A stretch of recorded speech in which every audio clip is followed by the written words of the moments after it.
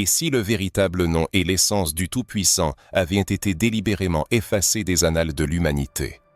Cette question n'est pas qu'un défi, c'est un appel à l'éveil spirituel, une insinuation que quelque chose de sacré vous a été dissimulé. Quelque chose de si puissant et transformateur que les institutions religieuses modernes ont préféré garder le silence à son sujet pendant des siècles. Ne vous êtes-vous jamais demandé pourquoi l'image de Dieu qui nous est présentée est invariablement dotée d'un nom, d'une apparence et d'une origine qui n'ont rien à voir avec les racines africaines? Pourquoi les cultures africaines, si riches en héritage spirituel, ont-elles été diabolisées et effacées des pages de l'histoire sacrée? Et, plus important encore, pourquoi ces sujets sont-ils évités dans les sermons, les séminaires et les églises traditionnelles? Aujourd'hui, vous entrez sur un territoire que beaucoup évitent par peur. La peur de perdre le pouvoir, d'affronter une vérité inconfortable et d'éveiller des âmes endormies. Le sujet est clair et direct, mais en même temps enveloppé d'un voile de mystère. Pourquoi les religions modernes cachent-elles le tout-puissant africain? Cette question dépasse largement les différences raciales ou les frontières géographiques. Il s'agit d'un effacement spirituel et historique, d'un silence délibéré qui a façonné notre conception de la foi, de Dieu et de notre identité spirituelle. Il est possible qu'on vous ait appris à adorer un Dieu qui n'a rien à voir avec votre essence, vos ancêtres et votre âme, alors que beaucoup restent prisonnières des images imposées à l'ère de la colonisation religieuse. Rares sont ceux qui osent se demander « Et si le Créateur qu'on m'a présenté n'était qu'un reflet déformé du véritable Tout-Puissant ?» C'est précisément ce que nous allons explorer. Préparez-vous, car ce n'est pas une leçon ordinaire, mais un chemin vers la libération et la déconstruction. Vous comprendrez pourquoi le Tout-Puissant africain, Dieu des origines, de l'essence et du lien avec la terre et l'esprit, a été caché, réduit au silence et remplacé. Nous révélerons l'identité de cet Tout-Puissant oublié. Nous plongerons dans les écritures ignorées, les traditions effacées et les histoires qui ne vous sont jamais parvenues. Par-dessus tout, vous prendrez conscience de l'impact que cette dissimulation a eu sur votre foi, sur votre perception de vous-même et sur votre connexion au divin. Mais avant tout, il est nécessaire de vous avertir. Ce que vous allez entendre contredira des doctrines religieuses séculaires, brisera des dogmes et ébranlera des structures établies. Cela peut provoquer un inconfort, mais la vérité libère. Si vous êtes arrivé jusqu'ici, c'est que votre âme ressent déjà que quelque chose ne va pas. Il est temps d'ouvrir vos yeux spirituels, de remettre en question ce qui vous a été enseigné, de vous souvenir de ce qui a été oublié et de récupérer ce qui vous a été enlevé. Ne pensez pas qu'il s'agit seulement du passé. Cette vérité cachée est directement pertinente pour le présent de votre âme et pourrait être la clé pour vous reconnecter à votre véritable identité divine. Restez donc pour découvrir qui est le Tout-Puissant africain et pourquoi tant de personnes ont intérêt à ce que ce mystère reste enfoui. Si quelque chose en vous commence déjà à prendre sens, si ce message éveille une résonance en vous, réfléchissez-y. Avez-vous déjà ressenti qu'il manquait quelque chose dans les images et les enseignements sur Dieu que vous avez reçus? Vous êtes-vous demandé pourquoi on parle si peu des racines africaines de la foi? Votre expérience pourrait éclairer les autres. Cet espace est dédié à la réflexion, à la découverte et à la reconnexion. Votre présence ici n'est pas un hasard, la vérité se révèle, et vous en faites partie. Pour comprendre les raisons de la dissimulation du Tout-Puissant africain par les religions modernes, il est nécessaire de plonger dans le passé, non seulement à travers les chroniques historiques officielles, souvent biaisées, mais aussi dans la mémoire ancestrale des peuples. La vérité, malgré le silence, résonne dans les chants spirituels, les rituels anciens et les noms sacrés qui n'ont pas été entièrement éradiqués, mais seulement étouffés. Les religions monothéistes, telles que le judaïsme, le christianisme et l'islam, sont apparues à une époque de conflits territoriaux, d'empires expansionnistes et d'un besoin aigu de contrôle social. Ce n'est pas un hasard si, à mesure que ces systèmes religieux se renforçaient, les traditions spirituelles africaines ont été marginalisées, effacées et même diabolisées. Pourquoi les pratiques spirituelles originaires d'Afrique ont-elles souvent été stigmatisées comme païennes, primitives ou maléfiques? Ce n'était pas un hasard, mais un instrument délibéré des empires religieux et politiques pour justifier les conquêtes, les colonisations et la domination. Pour coloniser un peuple, il faut d'abord coloniser sa foi. Le Tout-Puissant africain existait avant l'apparition des religions modernes. Bien avant l'édification des églises de pierre et la tenue des conciles religieux, les peuples africains reconnaissaient, honoraient et adoraient un Créateur suprême sous diverses formes, noms et manifestations.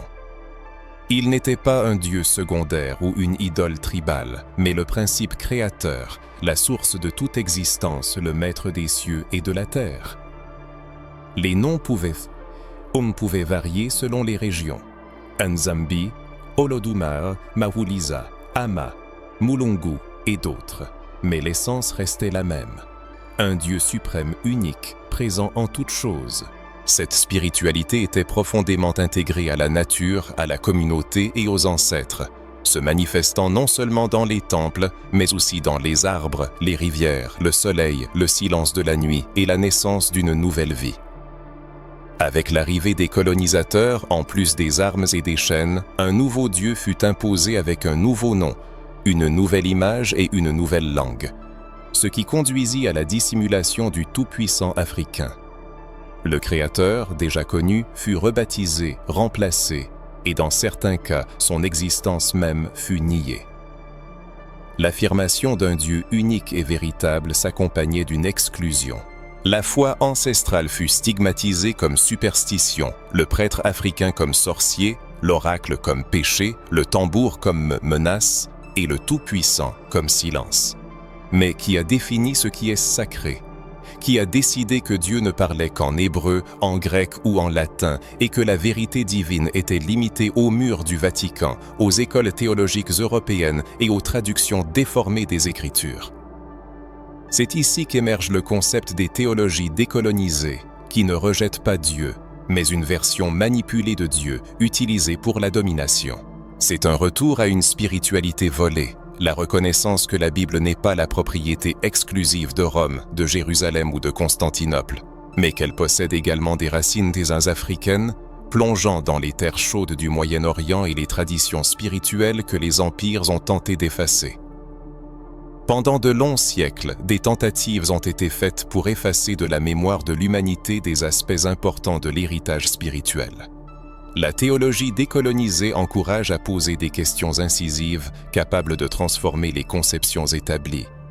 Et si des personnages bibliques tels que Moïse, Joseph, les prophètes et le Messie lui-même avaient des traits africains au lieu d'être représentés sous une forme européanisée? Et si la terre promise ressemblait davantage aux terres fertiles d'Afrique qu'aux salles somptueuses du Vatican? Et si le Saint-Esprit ne parlait pas seulement les langues européennes, mais aussi celles des peuples africains, comme le Yoruba, le Kimbundu et le Zoulou? La question ne se limite pas à l'ethnicité. Il s'agit de reconnaître que le sacré n'est pas la prérogative exclusive d'une seule culture. La compréhension africaine du Tout-Puissant a été délibérément passé sous silence. Un peuple conscient de ses racines spirituelles et reconnaissant le divin dans son histoire devient insoumis aux manipulations. Il se dresse pour défendre ses convictions, résiste à l'oppression et restaure sa foi dans sa forme originelle. C'est précisément cela qui représente une menace pour les systèmes religieux qui aspirent à la domination. La dissimulation de l'image africaine du Tout-Puissant n'était pas un hasard, mais une stratégie méticuleusement élaborée, l'une des plus efficaces de l'histoire. Cependant, la vérité refait progressivement surface. Les voix de ceux qui aspirent à la vérité se font de plus en plus entendre. Les manuscrits oubliés sont examinés attentivement. Les anciennes traditions spirituelles sont réinterprétées non pas comme du folklore, mais comme de précieuses sources de sagesse divine. Si ces idées résonnent au fond de votre âme, c'est peut-être parce que cette vérité est déjà présente en vous, attendant son éveil. La voix du Tout-Puissant africain continue de se faire entendre. Il est temps d'affronter l'une des questions les plus importantes et les plus oubliées de la foi. Quel est le véritable nom du Tout-Puissant? non pas celui imposé de l'extérieur, ni traduit, mais celui que prononçaient les ancêtres avant que les institutions religieuses ne réécrivent l'histoire. Les noms portent l'identité, appellent la présence et révèlent l'essence spirituelle.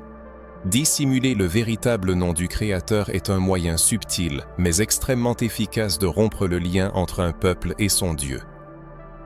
Dans la Bible, en particulier dans l'Ancien Testament, Dieu est mentionné sous des noms tels qu'Elohim, El Shaddai, Adonai et Yahweh, Yahvé ou Jéhovah. Mais d'où viennent ces noms?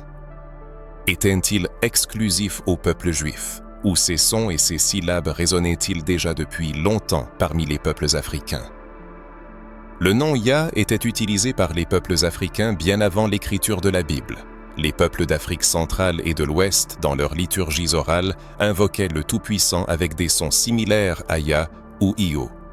Ils reconnaissaient ce Dieu comme le Créateur suprême et invisible du ciel et de la terre, tout comme dans les Écritures sacrées. Le récit soulève une question importante sur la désignation du divin et sa perception dans différentes cultures. Dans les traditions bantoues, le nom Nzambi occupe une place particulière, doté d'une immense puissance spirituelle. Il est utilisé pour désigner le créateur de toutes choses, l'être suprême, la source de toute existence. Ce nom, vénéré dans les communautés du Congo, de l'Angola et d'autres régions d'Afrique, ne symbolise pas un dieu tribal, mais le Tout-Puissant. Chez le peuple Yoruba, le nom Olodumare est sacré, incarnant un dieu omnipotent, omniscient et parfait. Olodumare est l'énergie créatrice pure, la lumière, la vérité et la justice qui gouvernent l'univers. C'est par Olodumare, selon les croyances, que la création de toutes choses a eu lieu. Le peuple fon du Bénin vénère Mawu Lisa, qui représente l'aspect duel du divin, où Mawu est le principe féminin et Lisa le principe masculin. Ensemble, ils forment un tout harmonieux, révélant une vision complète du Tout-Puissant. L'auteur se demande pourquoi des noms tels que Nzambi, Olodumare et Mawu Lisa ont été effacés ou remplacés, au lieu de rapprocher les gens de la foi. Il suggère que les religions institutionnalisées ont érigé un mur entre le Créateur et ses enfants, créant l'impression que seule une langue, une culture ou une théologie spécifique a accès à la vérité. Reconnaître ces noms signifierait admettre que la révélation divine n'est pas exclusive à un seul peuple ou à une seule religion. Cela impliquerait que Dieu s'est manifesté en Afrique bien avant l'arrivée des missionnaires européens et donnerait une voix aux traditions spirituelles africaines. L'auteur souligne que les noms bibliques ont des liens phonétiques et spirituels avec les noms africains. Par exemple, Yah, dans Yahvé, fait écho aux invocations orales de divers groupes ethniques africains et le titre Elion correspond au concept de Nzambi Mpungu. La théologie moderne, selon l'auteur, s'aventure rarement dans ces liens, car la reconnaissance des racines africaines de la Bible pourrait saper le système de contrôle religieux et ramener les gens à la recherche de la vérité en eux-mêmes et auprès de leurs ancêtres. En conclusion, l'auteur exhorte les lecteurs à réfléchir à la manière dont ils appellent leur Dieu et si ce nom porte le poids de leur histoire. Il souligne l'importance de reconnaître les noms anciens, originels, qui résonnaient bien avant la colonisation de la foi. Les noms possèdent une puissance incroyable, agissant comme des portails qui nous relient à des siècles de dévotion, de sagesse et de connexion profonde au divin. Le nom est la forme la plus pure d'invocation, et la résurrection du nom originel du Tout-Puissant équivaut à la résurrection d'une partie de notre propre âme. C'est le rétablissement d'un lien perdu entre le Créateur et la création, une déclaration consciente de la connaissance de son identité, de son origine et de son Créateur. Il devient clair pourquoi les institutions religieuses modernes ont cherché à dissimuler ces noms. Maintenir les gens dans l'ignorance des origines du sacré facilite le contrôle et la manipulation, effaçant l'identité spirituelle de générations entières. Cependant, le voile tombe, et les voix anciennes, résonnant dans des langues oubliées, commencent à renaître avec une force, un feu et une vérité nouveaux. Il est temps de ressusciter ces noms sacrés, de renforcer la mémoire spirituelle qui coule dans nos veines et d'entretenir la flamme de la connaissance qui portera la révélation à un niveau supérieur. En se souvenant des noms du Tout-Puissant dans les traditions africaines, il est essentiel de comprendre les raisons de leur dissimulation forcée et persistante. Pourquoi les noms Nzambi, Olodumare, Maouliza ne résonnent-ils pas dans les sermons d'église, les livres de théologie ou les cours d'éducation religieuse? La réponse tient en un seul mot: le pouvoir. Une spiritualité libre et enracinée dans la conscience est une force puissante, difficile à maîtriser. Elle éveille les gens, les connectant à leurs origines, leur identité et leur destinée. Cependant, lorsque la spiritualité est dirigée et façonnée par des institutions, elle se transforme d'un chemin vers la liberté en un instrument de contrôle. C'est précisément ce qui s'est produit.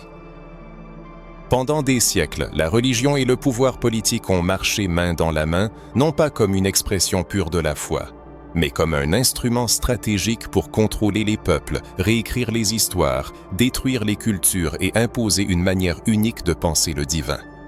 Il est crucial de comprendre que la dissimulation du tout-puissant africain n'était pas simplement une conséquence du racisme, mais une stratégie théologique, sociale et géopolitique minutieusement élaborée. Les empires, en étendant leur domaine, ont réalisé qu'il ne suffisait pas de conquérir des territoires par l'épée et l'armée. Il fallait conquérir les esprits, les cœurs et par-dessus tout, la foi des peuples. Comment y parvenir? En effaçant le Dieu originel et en le remplaçant par un autre, avec un nom, un visage, une langue et une culture totalement différents de ceux des peuples autochtones. Dans ce contexte sont apparues les images d'un Dieu européen, blanc, sévère, lointain, siégeant sur des trônes célestes, un reflet direct des monarchies terrestres. Un Dieu exigeant une obéissance aveugle, la soumission et la peur, légitimant les royaumes, justifiant les guerres et acceptant l'esclavage comme faisant partie du plan divin. Un Dieu créé pour maintenir l'ordre établi. Comparons ce Dieu créé par les empires avec le tout-puissant africain, proche, présent, intégré dans la vie quotidienne, célébré par la musique, la danse et la communion avec la nature. Ce sont deux concepts diamétralement opposés et ce n'est pas un hasard si le second a été réduit au silence. L'Église institutionnalisée n'a pas seulement réinterprété les textes sacrés, elle a aussi réécrit des récits historiques entiers. De majestueuses cathédrales, des traductions méticuleusement éditées, une censure stricte et des doctrines établies. Tout cela a été façonné par des mains humaines, reflétant invariablement les intérêts des puissants. De nombreux passages significatifs ont été impitoyablement supprimés, d'autres ajoutés, et des systèmes cosmologiques enracinés dans les traditions africaines, sémitiques et orientales ont été systématiquement rejetés. Parallèlement, l'héritage spirituel de l'Afrique a subi des attaques massives. Les cultes anciens, transmis de génération en génération, étaient stigmatisés comme de l'idolâtrie. Les pratiques de guérison, fondées sur des savoirs et des expériences séculaires, étaient déclarées sorcellerie. Des systèmes philosophiques entiers, florissant dans l'Égypte ancienne, à Aksum et à Kush, étaient réduits au rang de mythologie et de superstition.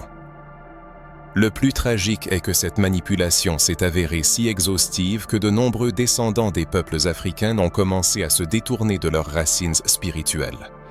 Ils étaient conditionnés à avoir honte de leur héritage divin, inculquant la croyance que tout ce qui venait d'Afrique était inférieur, pécheur et démoniaque. On leur inculquait que Dieu résidait à Rome, parlait latin et ne reconnaissait que les doctrines de l'Église officielle. Ce processus s'est avéré dévastateur, coupant des millions d'âmes de leurs origines spirituelles. Il a engendré un vide spirituel profond que beaucoup portent encore en eux, même en fréquentant les églises. Les gens prient avec ferveur, jeûnent et louent, mais ressentent en même temps le manque de quelque chose d'important, quelque chose qu'ils ne peuvent exprimer par des mots, mais qui crie fort en eux. Tu n'adores qu'un reflet, pas l'essence même. C'est pourquoi beaucoup, en revenant à leurs traditions ancestrales, ressentent un sentiment de soulagement, de paix et d'éveil, comme si quelque chose d'important trouvait enfin sa place. L'image du Tout-Puissant retrouve son sens et le sacré cesse d'être imposé pour devenir une communion authentique. la spiritualité se libère de la peur, de la culpabilité et de la repentance, se transformant en amour, en vérité et en liberté. Cependant, accomplir ce retour demande un courage considérable, car le système religieux dominant cherche à éloigner de cette vérité, la qualifiant d'hérésie, de syncrétisme et de déviance. Mais si l'on écoute la voix de l'Esprit, il devient clair que la réunification avec la compréhension africaine du Tout-Puissant ne nie pas Dieu, mais au contraire nous en rapproche plus que jamais. Et à ce stade du chemin, il devient évident que l'effacement des cosmologies africaines n'était pas un hasard.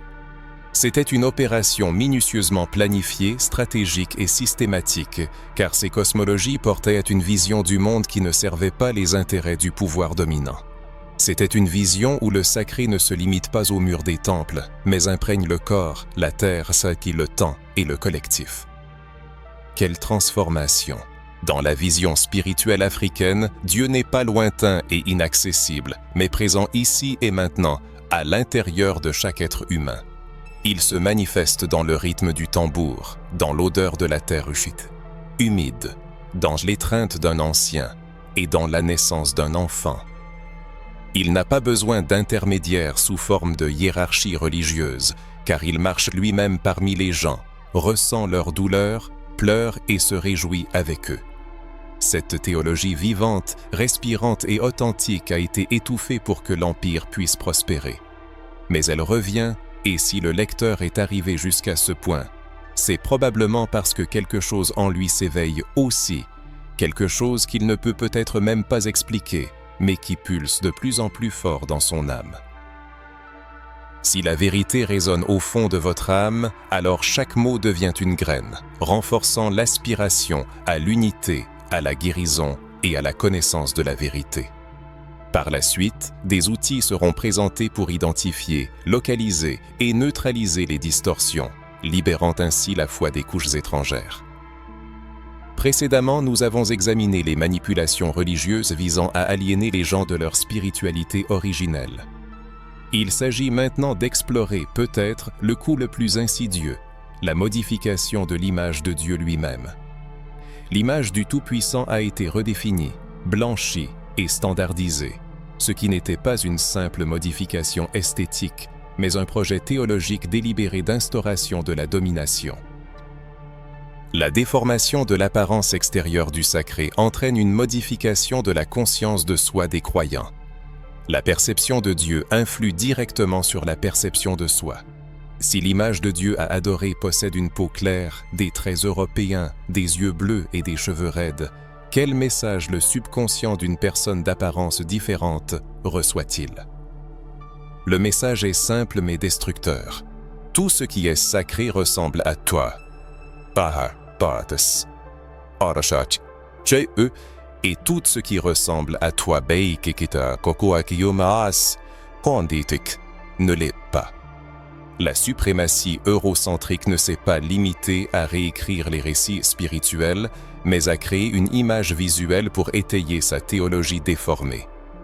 Pendant des siècles, Dieu a été représenté comme un homme blanc barbu, siégeant sur un trône céleste. Cette image, absente des textes sacrés originaux, est devenue la seule possible dans l'esprit de millions de personnes. Les images de Jésus, des anges, des prophètes et des saints ont également subi des transformations.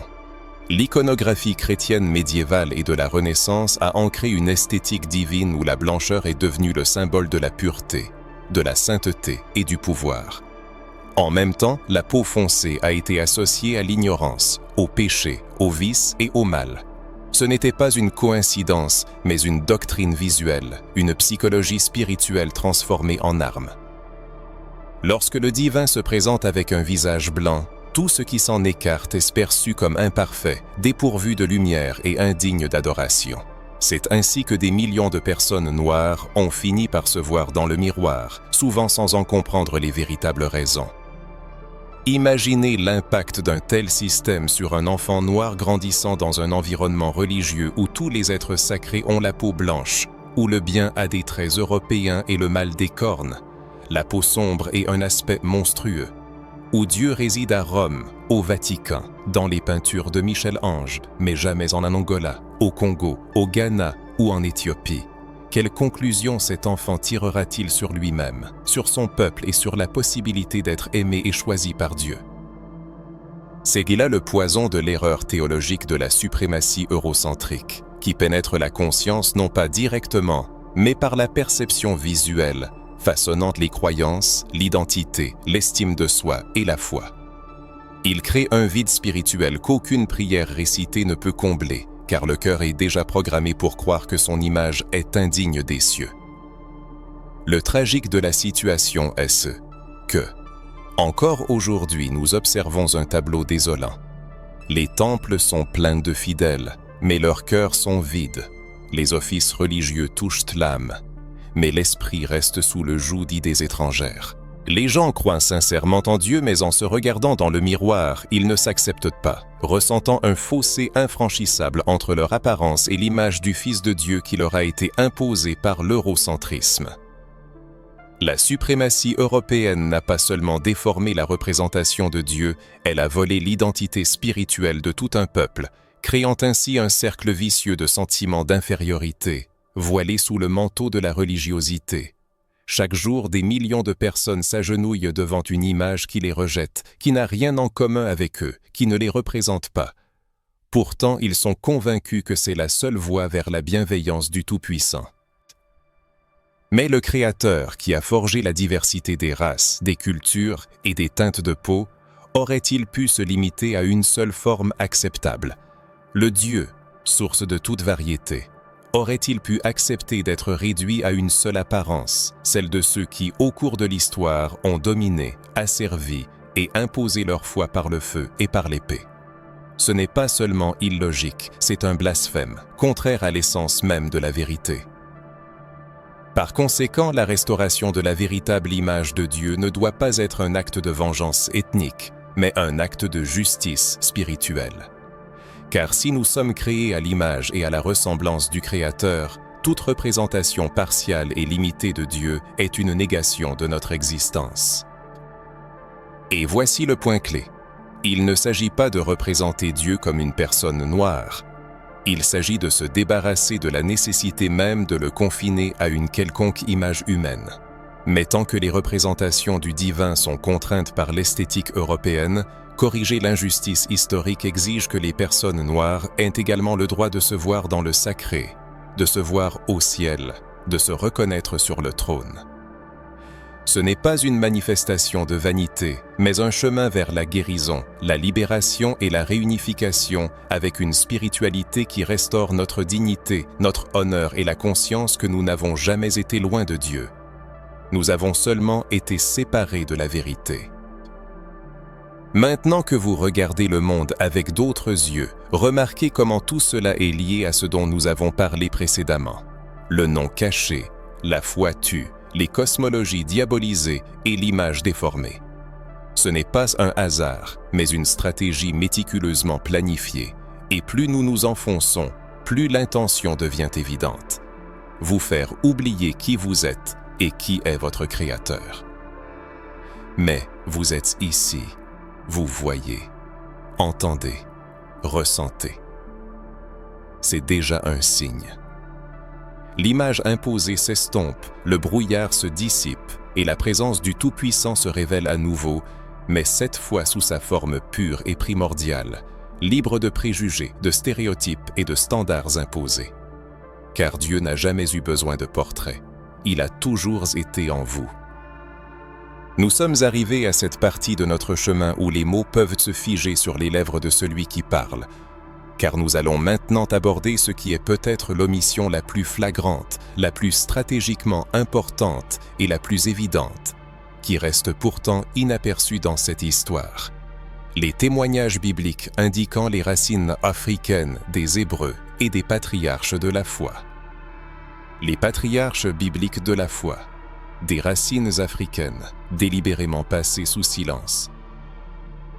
En effet, la Sainte Écriture, si vénérée dans les églises modernes, contient de nombreuses indications que les premiers Hébreux étaient des personnes à la peau foncée, semblables aux Africains, dont les racines sont étroitement liées au continent africain. Étonnamment, ces témoignages ne sont pas cachés, mais ouvertement présentés dans les textes bibliques. Cependant, pour des raisons inexpliquées, ils sont souvent ignorés, passés sous silence ou masqués derrière des interprétations et des traductions commodes. À cet égard, une question légitime se pose. Pourquoi les églisaïs modernes gardent-elles le silence à ce sujet? Pourquoi, après des années d'enseignement, de prêche et de formation théologique, y a-t-il si peu de mention du lien entre les patriarches bibliques et les terres d'Éthiopie, d'Égypte, de Couche et de Canaan, situées sur l'axe afro-asiatique? Pourquoi les Hébreux sont-ils représentés comme des Européens alors que la géographie biblique les place au cœur du monde noir et sémitique? Commençons par Abraham, le père de la foi. Il était originaire du pays des Chaldéens, situé dans l'ancienne Mésopotamie sur le territoire de l'Irak actuel. Cette région bordait les civilisations africaines et était étroitement liée à elles par des routes commerciales et culturelles. La Bible rapporte que lors d'une famine, Abraham descendit en Égypte, où il fut pris pour un habitant local. Si l'apparence d'Abraham avait été très différente de celle des Égyptiens, cela aurait été impossible. Plus tard, son petit-fils Jacob se rendit également en Égypte avec ses fils, y compris Joseph, qui devint gouverneur de cette terre. Il est remarquable que les frères de Joseph, le rencontrant des années plus tard, ne le reconnurent pas parmi les Égyptiens, ce qui témoigne de sa ressemblance avec eux. L'apparence de Joseph ne le distinguait pas, il ne ressemblait pas à un étranger. Ce fait remet en question la perception répandue des Juifs comme étant blancs ou européens. Considérons également Moïse qui a grandi à la cour de Pharaon comme un Égyptien. En tant qu'Hébreu, il a été élevé comme un membre de l'élite africaine. Son identité hébraïque était définie par la révélation et les actions, et non par l'apparence. Cela n'était possible que s'il avait la même couleur de peau et les mêmes caractéristiques physiques que les Égyptiens de l'époque, c'est-à-dire des personnes à la peau foncée. La Bible mentionne également que Moïse épousa une Couchite. Couche était une région africaine au sud de l'Égypte connue aujourd'hui sous le nom de Soudan et d'une partie de l'Éthiopie peuplée de peuples à la peau foncée. Lorsque Myriam, la sœur de Moïse, condamna son mariage avec la Couchite, elle fut punie par Dieu de la lèpre, et sa peau devint blanche comme neige. Ce contraste est une affirmation claire de la peau foncée de la femme de Moïse et de l'approbation divine de cette union. Salomon, le roi le plus sage d'Israël, entretenait également des liens étroits avec l'Afrique. La visite de la reine de Saba, puissante souveraine africaine d'Éthiopie, est décrite avec admiration. Selon certaines traditions, ils eurent des descendants qui devinrent rois d'Éthiopie, fondant une dynastie spirituelle et politique qui perdura pendant des siècles. La question de la véritable apparence des personnages bibliques est restée dans l'ombre pendant des siècles, cédant la place à des représentations eurocentriques. Rappelons l'histoire de Jésus. Nouveau-né en Judée, il fut contraint de se cacher en Égypte, fuyant les persécutions d'Hérode. Une question légitime se pose. Jésus, avec une apparence européenne, aurait-il pu se fondre discrètement parmi les Égyptiens? Cet aspect est souvent négligé, car beaucoup ne sont pas prêts à accepter la vérité évidente. Les habitants des temps bibliques avaient plus en commun avec les Africains qu'avec les Européens, dont l'image leur a été imposée des siècles plus tard. La Bible mentionne avec une déférence particulière l'Éthiopie, l'Égypte, la Libye, Couche et Cyber. Ces peuples sont présents dans les pages de la Sainte Écriture, de la Genèse à l'Apocalypse, jouant un rôle significatif dans l'histoire spirituelle de l'humanité, concluant des alliances avec Dieu, accomplissant des missions prophétiques et participant activement aux événements sacrés. Par conséquent, une question légitime se pose.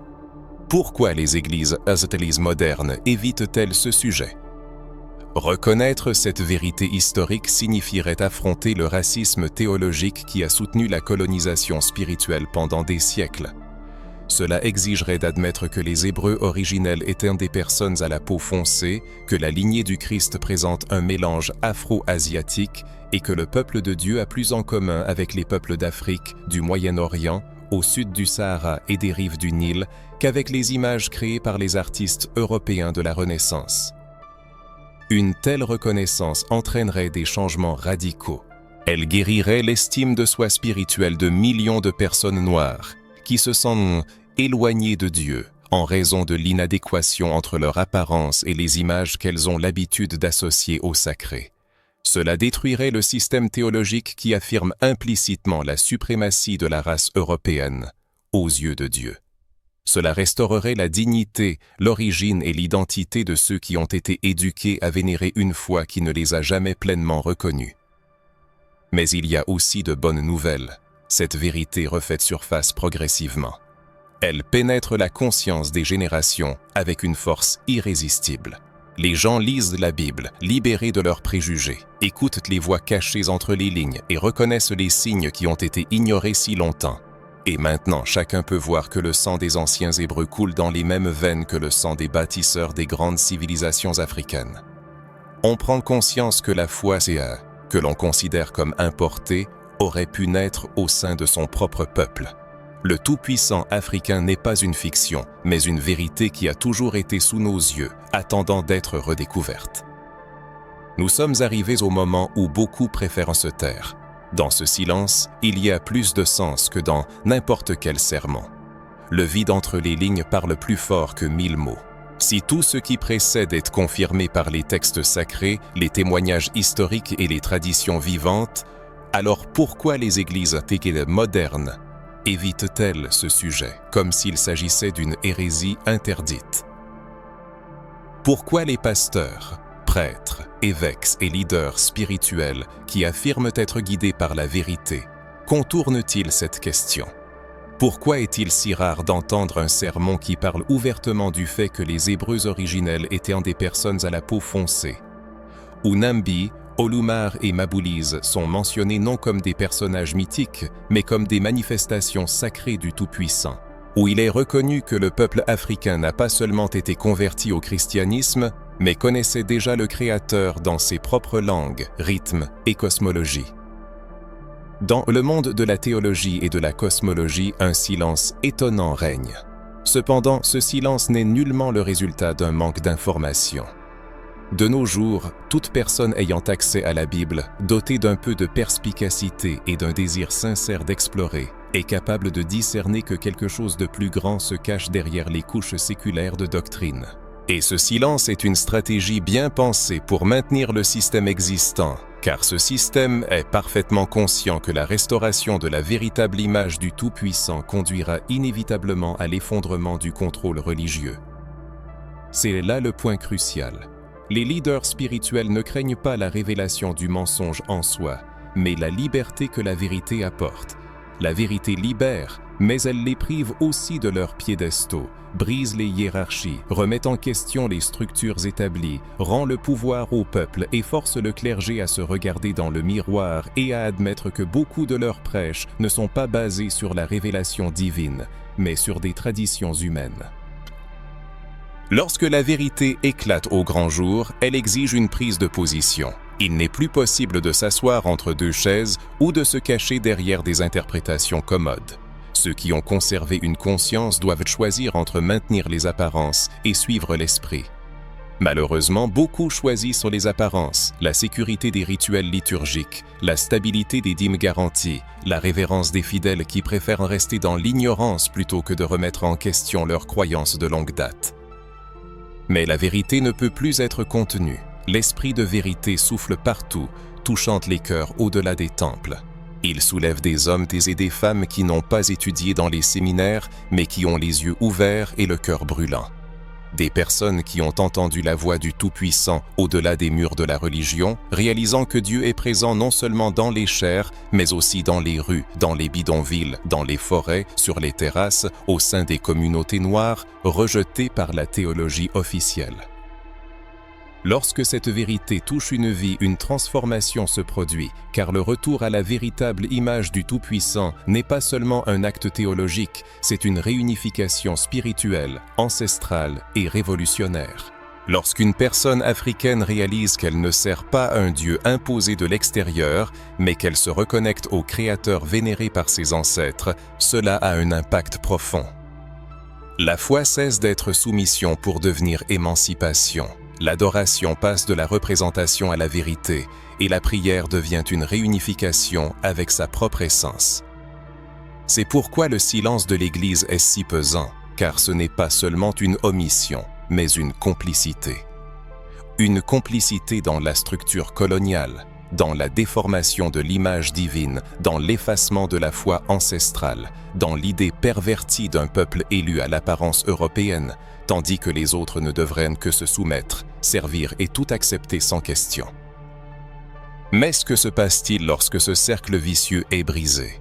Quand un fils ou une fille de la diaspora africaine lève la tête, regarde le ciel et dit « Je connais mon Dieu et il me ressemble ». Quand une personne redécouvre les textes sacrés, mais avec un regard décolonisé, et réalise que l'Éthiopie a toujours été là, que les rois de Couche ont toujours été là, que les lignées noires ont toujours fait partie du plan divin et que nous avons été trompés en nous faisant croire le contraire. On observe un éveil spirituel, une libération et une renaissance de la foi, ce qui inquiète certains.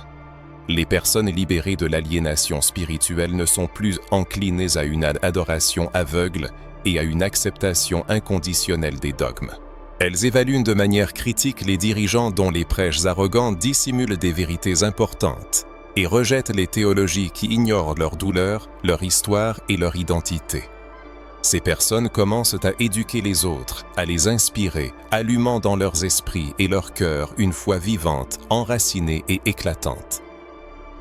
Cette foi ne cherche pas l'approbation des traditions, car elle est plus ancienne qu'elle, émanant de l'essence même de la création, de la mémoire des ancêtres et des révélations du Tout-Puissant, dont la voix a toujours retenti, même si elle a été étouffée par des voix plus fortes. Le silence des églises modernes devient assourdissant. On l'entend dans chaque service où les sujets épineux sont évités, dans chaque école théologique qui enseigne des dogmes eurocentriques comme vérité absolue, dans chaque pasteur qui se tait par peur de perdre sa chair, sa position et son influence. Cependant, plus ce silence est fort, plus il devient précaire, car l'esprit est déjà en mouvement, et rien ne peut l'arrêter. Si une personne ressent cet éveil, prend conscience de la révélation qui brûle dans son cœur, même sans pouvoir l'expliquer entièrement, elle fait déjà partie de ce mouvement. Il ne faut pas attendre l'approbation de l'Église institutionnelle pour croire à ce que le Tout-Puissant révèle. Ceux qui se taisent mettent face à la vérité deviennent complices du mensonge, et ceux qui défendent la vérité, même dans le silence religieux, deviennent une voix prophétique pour leur génération. L'auteur déclare que le silence des églises ne le fera pas taire, car la vérité du Tout-Puissant résonne plus fort.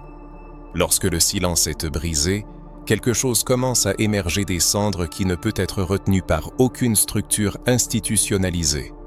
La restauration de la vérité spirituelle. Non pas la vérité façonnée par des commodités théologiques ou dissoute dans des doctrines rigides, mais une vérité vivante, pulsant dans le cœur de ceux qui se reconnectent à ce qu'ils ont toujours porté en leur esprit. Aux quatre coins du monde, un mouvement subtil mais puissant se déploie. Les membres de la diaspora africaine s'éveillent à un héritage spirituel qui a été supprimé pendant des siècles. Des personnes, élevées avec la conviction que le chemin vers Dieu passait exclusivement par un modèle de foi européen, entendent désormais le battement des tambours résonner dans leur cœur non comme un écho du passé, mais comme un appel vivant du présent. Ces personnes, après avoir passé des années dans des temples déconnectés de leur réalité, réalisent que la foi ne doit pas être une prison, qu'il n'y a pas de contradiction entre la spiritualité et le respect des ancêtres, et que le retour aux racines africaines n'est pas un reniement de la foi, mais sa redécouverte. À ce moment-là, une guérison profonde se produit. Ce qui était blessé, silencieux et endormi se lève avec une force, une vérité et une conscience nouvelle. Dans le monde moderne, où l'information se propage instantanément, un bouleversement silencieux mais significatif se produit dans la conscience des gens. Qu'ils soient familiers ou non avec le concept de décolonisation théologique, de plus en plus de personnes posent alors des questions qui sont restées longtemps sans réponse. Pourquoi, par exemple, l'ancien royaume de Couche n'est-il pas mentionné dans les sermons de l'Église? Pourquoi, malgré le respect de l'Éthiopie dans la Bible, les études bibliques l'ignorent-elles? Pourquoi les patriarches ressemblaient-ils extérieurement aux Égyptiens Et pourquoi les fidèles n'ont-ils pas été informés que Dieu parlait les langues de leurs ancêtres? Ces questions ne surgissent pas spontanément. Elles témoignent du retour de la vérité, d'une quête d'authenticité. Il est particulièrement émouvant d'observer comment cet éveil transforme les gens. Lorsqu'une personne réalise que son ethnicité, son histoire, sa culture et son peuple faisaient déjà partie du plan divin, elle cesse de chercher des justifications pour sa foi. Il se produit une acceptation de soi, une réunification avec les racines. Cette réunification influence même la prière, le regard vers le ciel, le ton de la voix lorsqu'on s'adresse au Tout-Puissant. La prière ne procède plus de la peur ou d'une soumission aveugle, mais d'une conscience de la proximité avec Dieu, des profondeurs de l'alliance.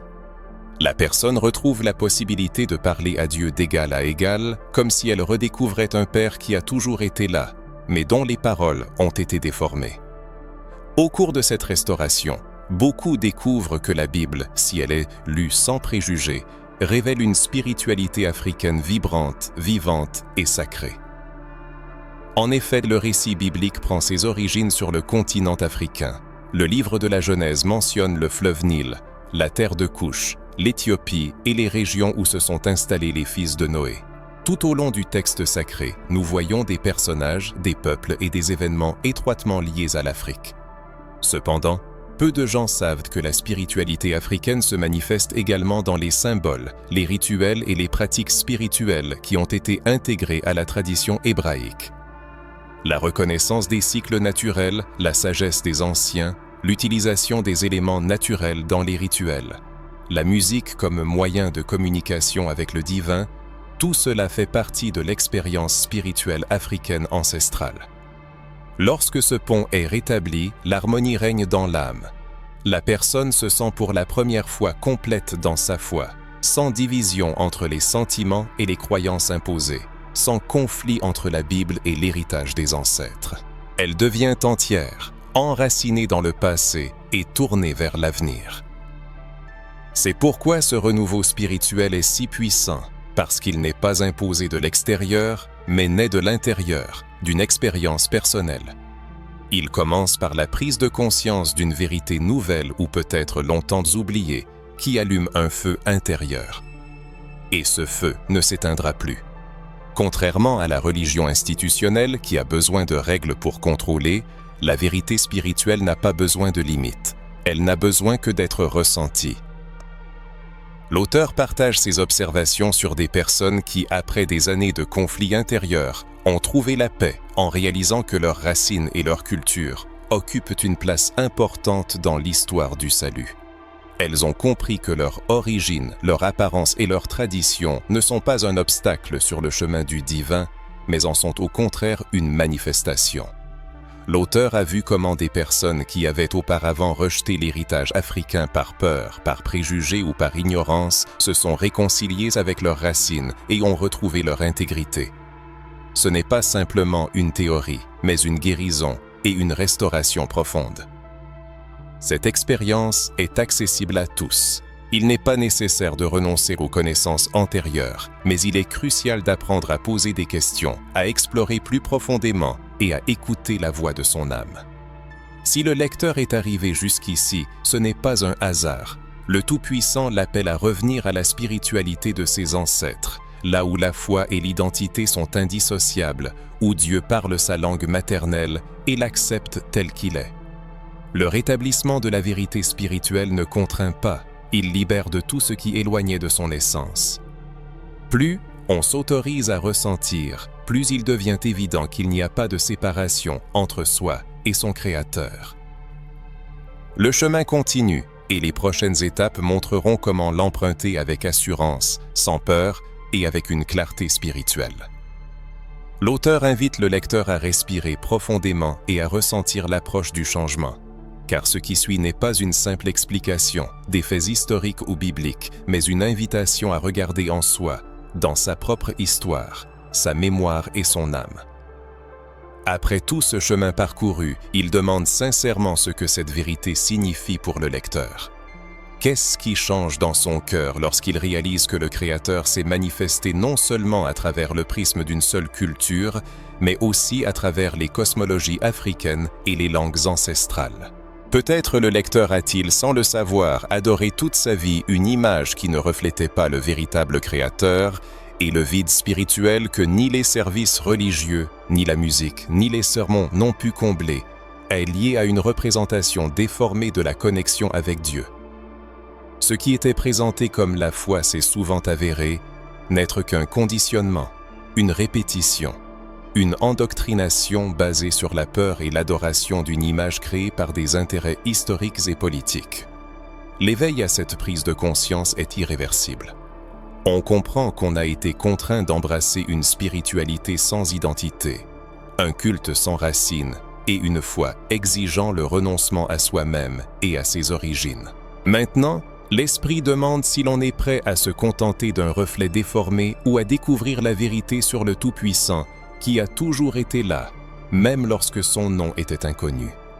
Le vide, la lassitude de l'âme et la mélancolie qu'aucune religion ne peut apaiser proviennent de la rupture entre qui l'on est et qui l'on a été, sommé d'être pour être accepté par Dieu.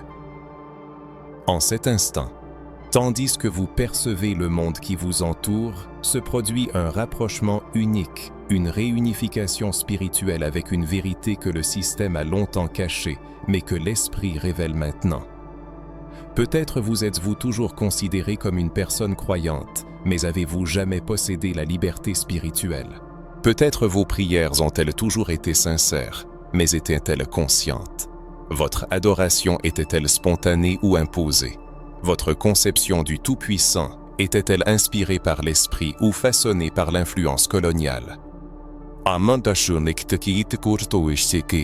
Le plus important, l'image de Dieu que l'on vous a appris à adorer reflète-t-elle réellement son essence véritable? Ou n'est-elle qu'un reflet de ce que les puissants voulaient qu'il soit? Cette question n'est pas offensante, elle est nécessaire et urgente, elle marque le début d'une guérison profonde. Ce n'est qu'en posant des questions audacieuses que l'on peut trouver de véritables réponses. Peut-être réalisez-vous maintenant pour la première fois que ce n'est pas le Créateur qui s'est éloigné de vous, mais votre image déformée de lui qui vous maintenait à distance. Il ne faut pas vous en blâmer, car ce n'est pas votre faute. Vous avez hérité d'une foi déjà déformée, reçu une Bible traduite à travers le prisme d'une compréhension limitée et êtes entré dans des églises qui avaient déjà effacé les traces de la spiritualité. Cependant, vous avez maintenant accès à ce qui vous a été longtemps refusé. Cela change tout, car la restauration de la véritable image du Tout-Puissant n'est pas un simple acte de connaissance, c'est un acte de réconciliation. C'est la reconnaissance que le Créateur ne vous a jamais rejeté. C'est lui qui a été rejeté, remplacé par une fausse image. Et lorsque cette image s'effondre, il reste le regard pur de la vérité dirigé vers vous. Et vous le sentez parce que c'est réel. Cette vérité ne se comprend pas par l'intellect, elle pénètre l'âme, éveillant des souvenirs dont vous ne soupçonniez même pas l'existence, activant des forces latentes en vous. Elle vous reconnecte à une connaissance ancienne qui a été étouffée, mais jamais éteinte. Lorsque vous vous réunissez avec cette vérité, votre prière, votre vision du monde et votre mode de vie sont transformés. Vous n'avez plus besoin de vous forcer à croire en une foi qui n'a pas de sens. Vous commencez à vivre une spiritualité qui est une partie intégrante de votre essence. C'est pourquoi je vous demande à nouveau, non par des mots, mais par ma présence. Qu'est-ce que cette vérité éveille en vous? Ressentez, écoutez, laissez l'Esprit parler. Préparez-vous, car la prochaine étape est de comprendre comment avancer avec cette vérité, sans peur, sans culpabilité et sans regarder en arrière. Si vous êtes arrivé jusqu'à ce point, c'est que ce message a touché votre âme. Cela en dit long sur qui vous êtes et sur ce que le Tout-Puissant accomplit dans votre vie. Shalom, Aksai, et que le Tout-Puissant vous guide.